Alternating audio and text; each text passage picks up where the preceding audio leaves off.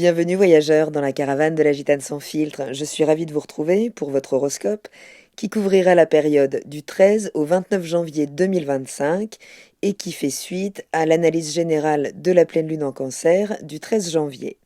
J'espère que vous allez bien.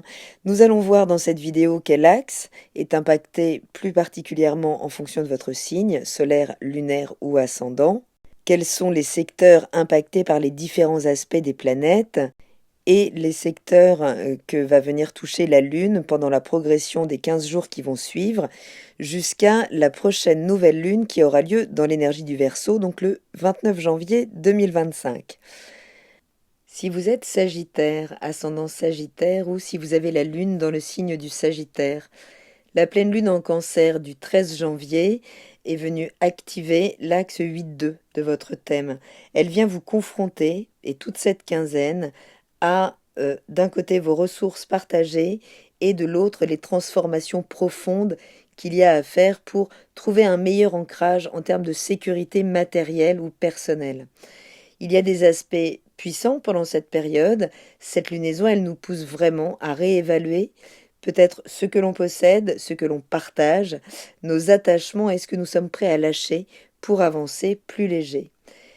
La Lune en maison 8, en Cancer, elle vient illuminer votre monde émotionnel et psychologique. En fait, c'est là où elle est extrêmement intense, la Lune. Elle est dans cette énergie du Cancer très vulnérable. Les émotions sont très puissantes et elles sont en contact avec nos zones les plus sombres pendant cette période pour peut-être, surtout si vous êtes dans le cadre de ressources partagées, quelles qu'elles soient, de l'intimité à ce qu'il y a de plus matériel, aux ressources, que ce soit en termes de dette, d'héritage, de partage de dividendes. En tout cas, ce qui va être stimulé en termes de sécurité matérielle, là, si vos fondations sont un petit peu challengées, ce sera pour mieux opérer certaines transformations intérieures.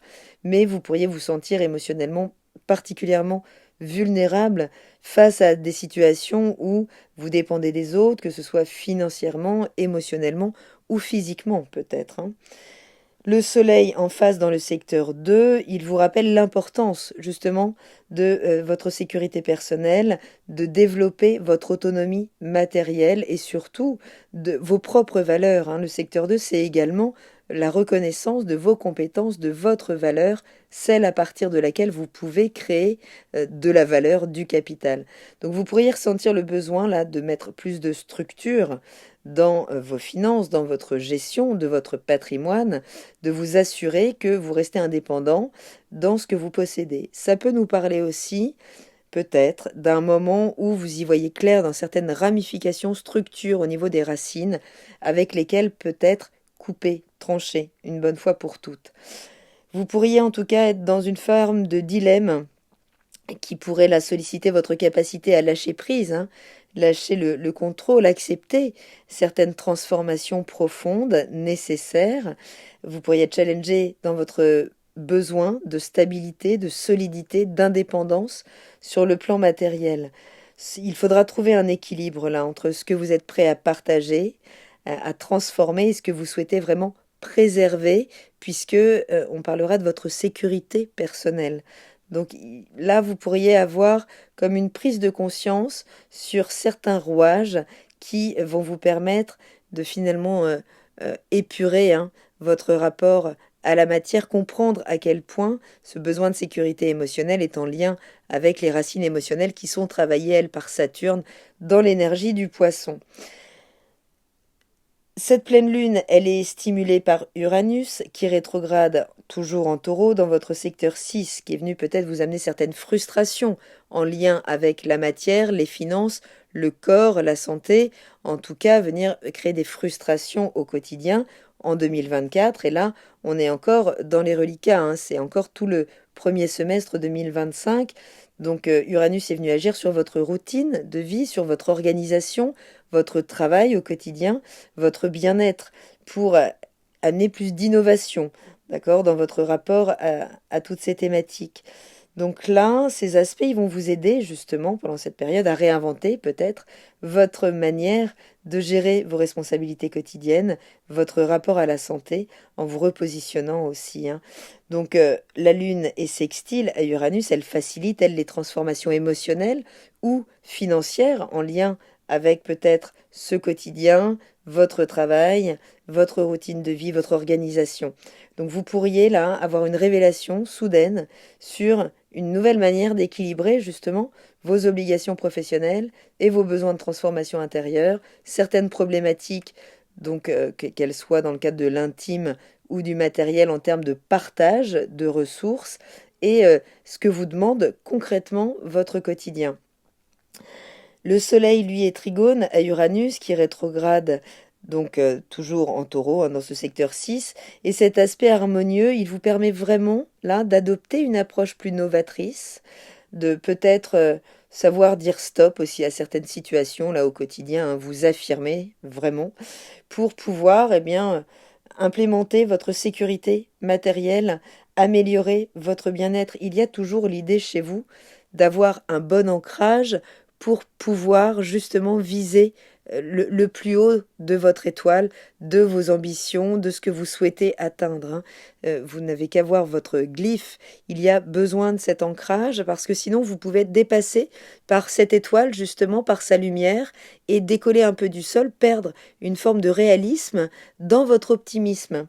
Donc là, tout ça peut être un petit peu challengé, mais avec ces aspects harmonieux, vous aurez vraiment la possibilité de trouver des points de conciliation entre vos besoins matériels, émotionnels, en trouvant des solutions concrètes à appliquer dans votre quotidien. Ça peut passer par des coups de gueule, des stops, puisque Uranus, c'est ça aussi, c'est aussi le révolutionnaire, et il vous invite toujours à sortir des sentiers battus, bon gré mal gré, à adopter une approche plus flexible avec vous-même, mais pas forcément avec l'entourage.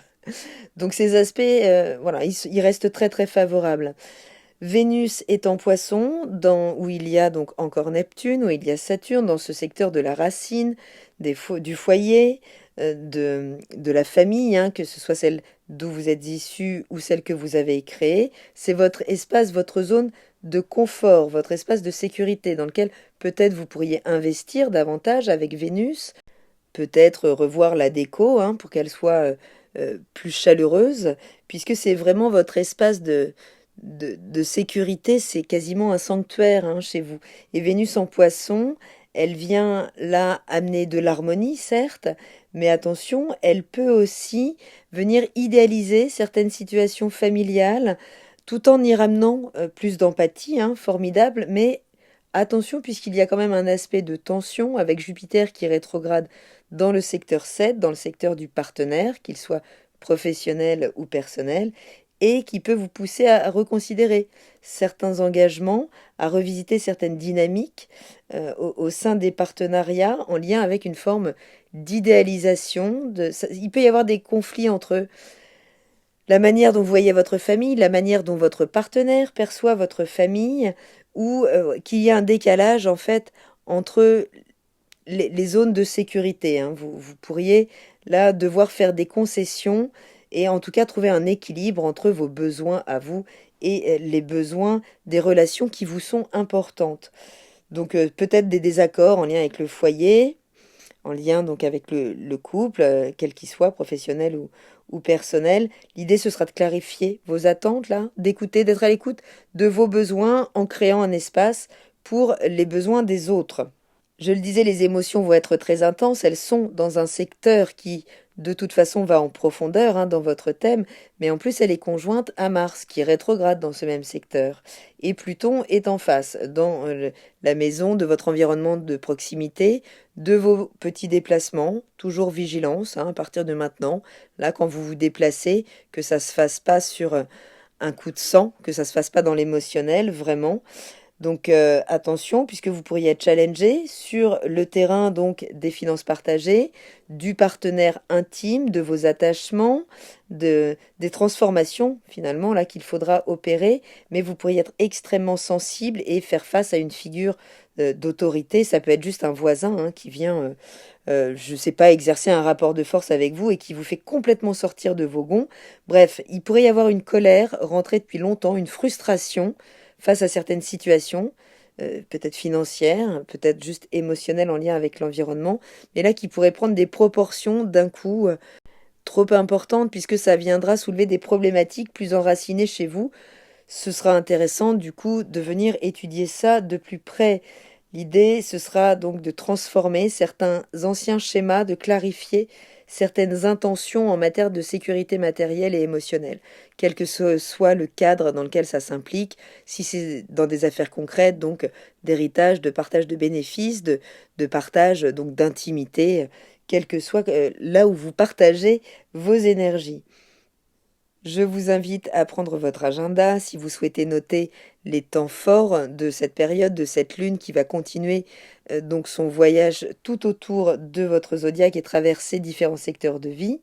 Donc lune qui dès le 14 janvier va entrer dans l'énergie du lion, dans votre secteur de prédilection, là où vous pouvez justement faire un focus sur vos aspirations les plus élevées, sur vos grands projets, sur la quête de sens derrière vos aspirations, sur votre philosophie de vie, vraiment nourrir vos besoins d'expansion, de projection peut-être, de briller à l'étranger. Donc surtout si vous êtes créatif, créateur, artiste, peut-être là pourrez-vous vivre des opportunités dans ces domaines. L'énergie du lion, elle vous invite à explorer peut-être de nouveaux apprentissages, des voyages, à redéfinir votre vision du futur de manière à y trouver une satisfaction. L'idée, c'est vraiment de se ressentir là, comment vous connecter à vos idéaux, de refaire le tri dans tout ça, d'initier les projets réellement alignés avec vous, peut-être en lien à l'éducation, à l'expansion personnelle, à l'expansion de votre création à l'étranger, peut-être aussi au fait de devoir emmener des enfants ou projeter des enfants dans des études supérieures à l'étranger, c'est possible aussi. Le 16 janvier, la Lune entre dans l'énergie de la Vierge dans votre secteur des ambitions professionnelles, de votre rôle public, plein feu sur vous. Vous pourriez briller pendant ces 2 jours, à travers sans doute votre capacité à organiser les choses, votre énergie sera plus analytique pendant ces 2 jours, vous amènera peut-être à organiser, à clarifier certains objectifs à long terme.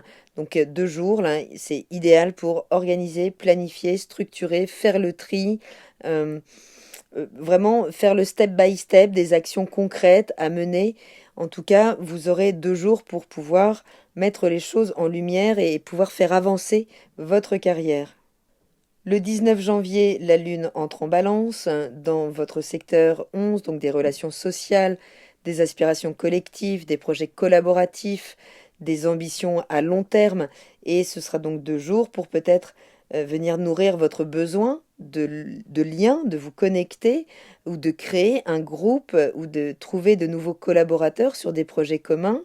Peut-être la possibilité d'échanges harmonieux avec des amis, prendre le temps là de réévaluer peut-être vos alliances en fonction de vos besoins et de clarifier votre rôle au sein des causes ou des projets collectifs et collaboratifs. Le 21 janvier, la Lune entre dans l'énergie du Scorpion, dans votre secteur 12, le secteur caché du monde intérieur, des schémas inconscients. L'énergie peut être intense, toujours en Scorpion, et vous inviter là pendant 2 jours à vous retirer un petit peu de l'espace social pour explorer davantage, vous remettre en contact avec vos dimensions inconscientes, vos émotions profondes. Il pourrait y avoir des choses qui remontent à la surface. Ça peut être une période quand la Lune repasse par là où vous vivez des rêves moins confortables, qui peuvent peut-être être empreints de symboles. L'idée, en tout cas, c'est de pouvoir accueillir là tout le champ d'information qui est véhiculé par votre instinct, mais en prenant le temps de vous reposer, de vous ressourcer pour ne pas que ça vous soit imposé.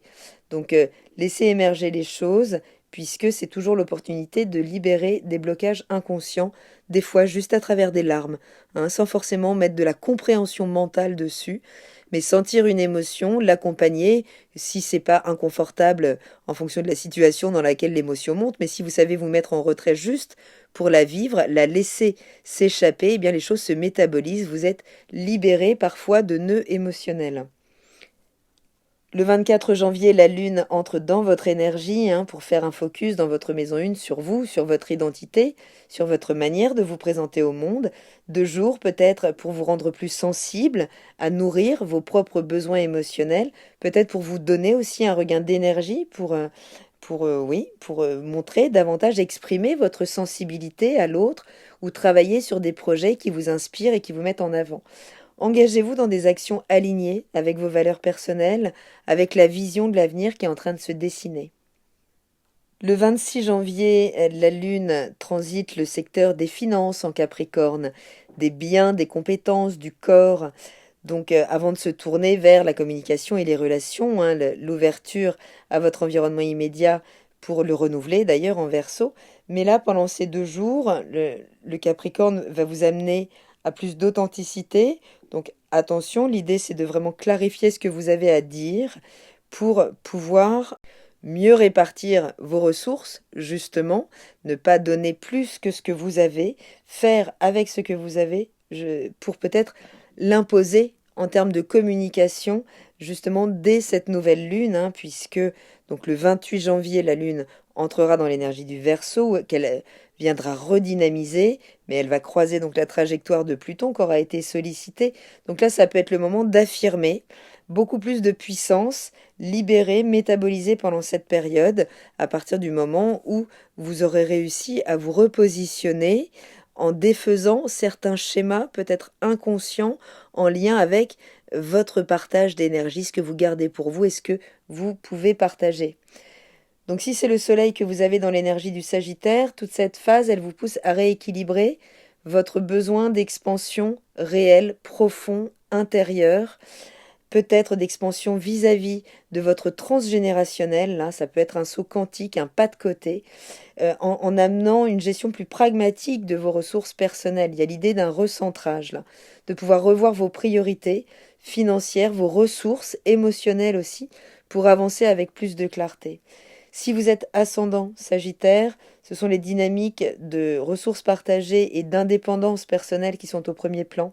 Donc toute cette dynamique de dépendance, indépendance, qu'elle soit psychique, physique ou matérielle, la clé, ce sera vraiment de transformer vos peurs, de les écouter pour pouvoir en extraire de la puissance personnelle. Mais il va falloir sans doute passer à travers. Et si c'est la lune que vous avez dans l'énergie du Sagittaire, cette lunaison, elle vient intensifier votre besoin de transformation intérieure, votre besoin de nourrir une philosophie plus alignée à votre quotidien, sans doute à votre capacité à être autonome, à vous sécuriser réellement dans la vie pour pouvoir peut-être entrer dans des relations plus profondes justement avec les autres. À partir du moment où vous aurez un ancrage, une confiance intérieure plus importante, vous pourrez davantage vous ouvrir aux personnes alignées à vos valeurs, à vos aspirations profondes. Voilà voyageurs, j'espère avoir un petit peu éclairci cette période. Prenez bien soin de vous, je vous embrasse, je vous remercie pour votre écoute et je vous dis à très bientôt dans la caravane de la Gitane sans filtre. Salut!